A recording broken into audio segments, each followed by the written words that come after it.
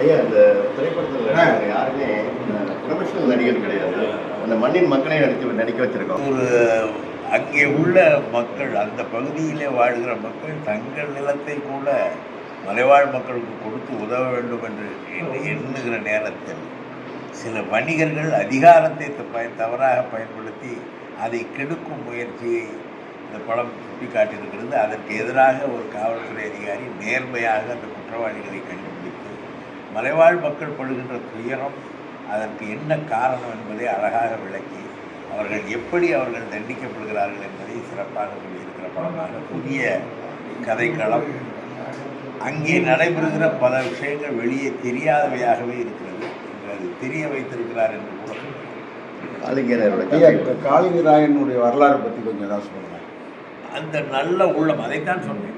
நம்முடைய மக்கள், அவர்கள் நமக்காக உழைக்கிறார்கள், நமக்காக பணியாற்றுகிறார்கள், அவர்கள் நன்றாக இருக்க வேண்டும், அவர்களுக்கு நன்மை செய்ய வேண்டும் என்ற அந்த ஒற்றை சிந்தனையோடு அவர்களுக்கு நிலத்தை கொடுக்க உதவ வேண்டும் என்று தந்தை நினைக்க, அதை பின்னால் மகன் அதை செய்து அவர்களை வாழ வைக்கிற அந்த அந்த குடும்பத்தின் பெருமை சிறப்பாக விளக்கப்பட்டது.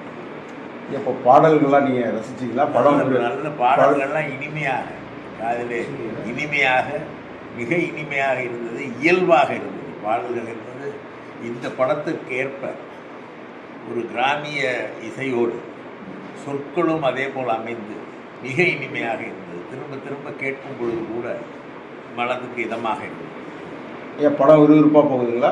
நன்றாக விறுவிறுப்பாகவே போகுது. அதில் எந்த தொய்வும் இல்லை. படத்தில் பார்க்கிற வரை எந்த தொய்வும் இல்லை.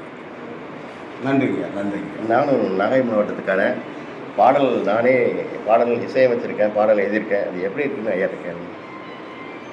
அதுதான் சொல்கிறேன். பாடல்கள் காதில் விழும் பொழுது அதை நான் மறுபடியும் கேட்டு தோணுது. அதில் வரும் பொழுது அது செவியில் இனிமையாக விழுகிறது. அது மகிழ்ச்சியாகவே இருக்கும். நன்றிங்க.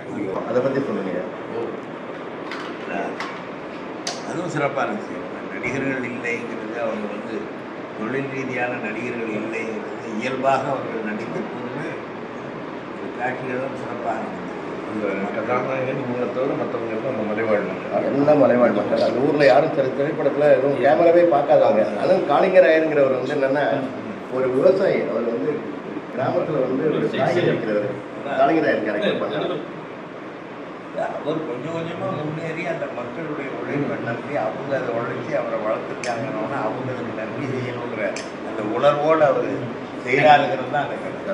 ரொம்ப நன்றி. உங்கள் வரவுக்கு நன்றி. மிகப்பெரிய கம்பெனி. இப்போ 14 மார்ச் 14